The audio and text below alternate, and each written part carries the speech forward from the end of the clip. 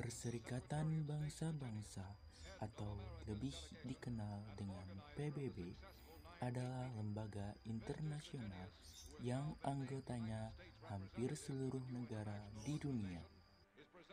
Perserikatan Bangsa-Bangsa ini didirikan di San Francisco pada 24 Oktober 1945, tepatnya setelah konferensi Dumbarton Oaks di Washington DC. Adapun tujuan didirikannya PBB adalah untuk memfasilitasi kerjasama dalam hukum internasional, keamanan internasional, pembangunan ekonomi, kesejahteraan sosial, hak asasi manusia, serta pencapaian perdamaian dunia. Dalam melaksanakan tugas dan wewenangnya, PBB memiliki beberapa fungsi. Di antaranya, yang pertama adalah fungsi proteksi. Maksudnya, PBB senantiasa memberikan perlindungan terhadap seluruh anggotanya. Selanjutnya adalah fungsi integrasi. Maksudnya, PBB merupakan wadah ataupun tempat untuk membina persahabatan dan kerjasama seluruh bangsa-bangsa. Fungsi selanjutnya adalah fungsi sosialisasi. Maksudnya, PBB merupakan tempat untuk menyampaikan nilai-nilai dan norma-norma kepada seluruh anggotanya. Fungsi pengendali konflik.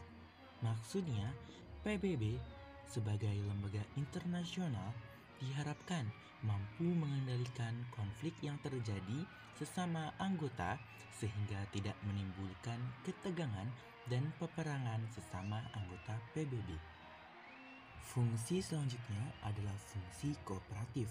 Maksudnya, PBB sebagai lembaga internasional diharapkan mampu membina ataupun mendorong kerjasama di segala bidang pada negara di seluruh dunia. Fungsi negosiasi, maksudnya PBB diharapkan mampu memfasilitasi perundingan-perundingan antar negara untuk membentuk hukum, baik itu yang bersifat umum maupun yang bersifat khusus. Yang terakhir, fungsi arbitrase. Maksudnya, PBB diharapkan mampu menyelesaikan masalah-masalah di antara negara anggotanya sehingga tidak menimbulkan masalah berkepanjangan dan bisa memberikan perdamaian yang nyata. Dalam proses kemerdekaan Republik Indonesia, PBB tentunya memegang peranan penting, terutama dalam proses perang kemerdekaan yang digalakkan oleh Indonesia untuk melawan penjajah. Adapun wujud nyata dari peran PBB dalam proses kemerdekaan Indonesia adalah dengan membentuk badan perdamaian yang berguna untuk menengahi dan juga menjadi mediator bagi Indonesia dan pihak kolonial, utamanya Belanda yang saat itu berkonflik terkait dengan proses kemerdekaan Indonesia.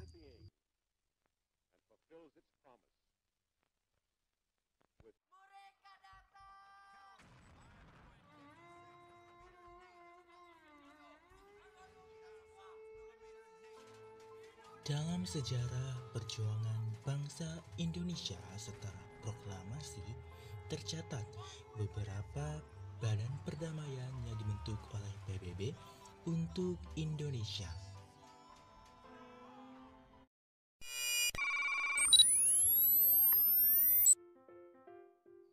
Yang pertama adalah Komisi Tiga Negara atau KTN.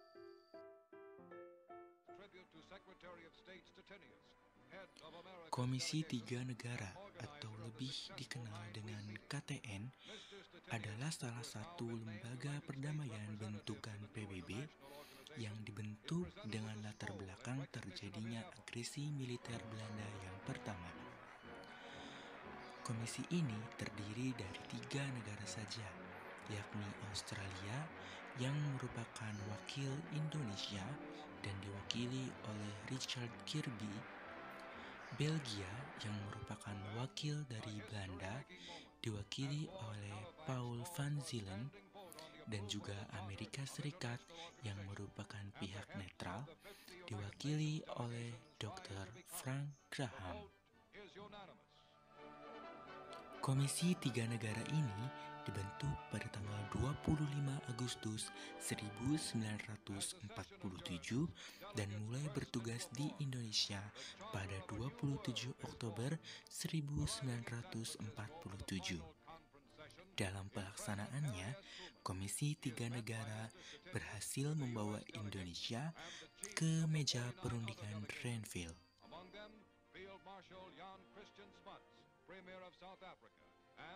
Lembaga perdamaian berikutnya adalah United Nations Commission for Indonesia atau UNCI.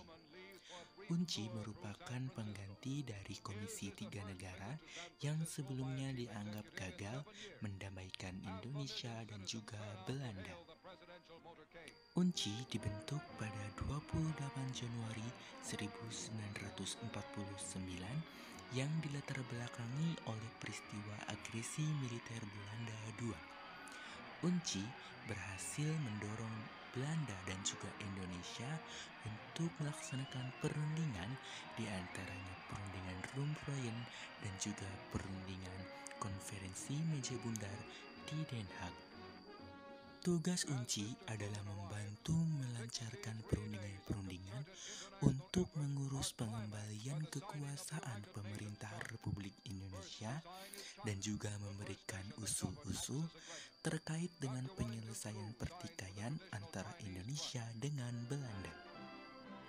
Anggota UNCI masih terdiri dari 3 negara, yakni Australia yang diwakili oleh Critchley, Belgia diwakili oleh Hermans, dan juga Amerika Serikat yang diwakili oleh Merle Cochran.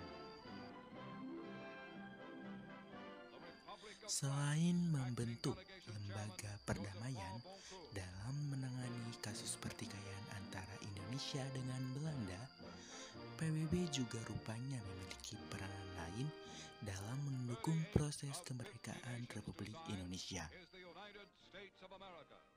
Yang pertama, dalam bidang pertahanan dan keamanan, PBB rupanya memiliki peranan dalam membantu Indonesia menghadapi pertikaian dengan Belanda terkait dengan masalah Irian Barat, serta membantu Indonesia dalam menyelesaikan konflik Timor Timur.